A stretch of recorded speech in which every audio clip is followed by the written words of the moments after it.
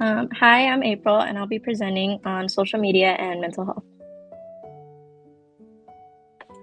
So, the problem I found is that young teens from the ages of 12 to 17 have seen their mental health deteriorate due to their increase of engagement with social media, and especially in issues like anxiety. Moving on to my 5 whys, here are two of the important points that I found. So, why does social media affect teens' anxiety levels? Well, because it can pressure teens to show an idealized version of themselves.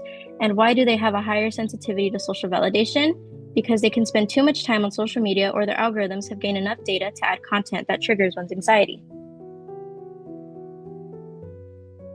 An event I found in my iceberg model is that social media can greatly impact teens' mental health. And a pattern I found was that young people who spend more time on social media and less time in personal interactions with others have an increased risk of feeling anxious and depressed.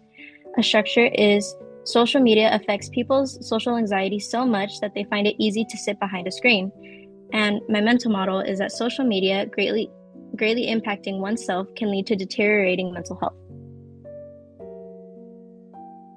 A pie chart that I found illustrates the distribution of various mental health issues linked to social media use amongst teens, with the leading one being anxiety. And the second pie chart here shows the connection between which social media apps tend to cause higher anxiety levels. Moving on to my solution prototype.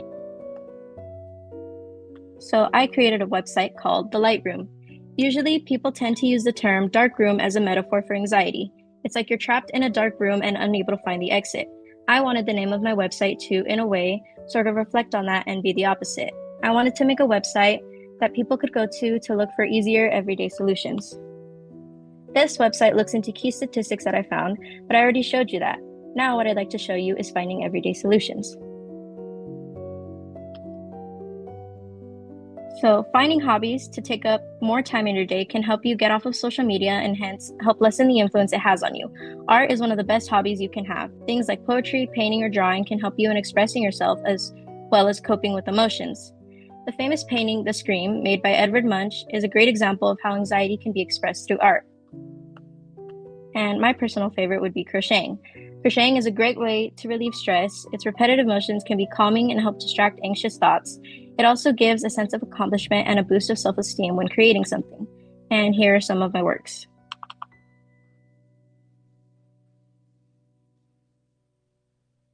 Moving on to some key skills.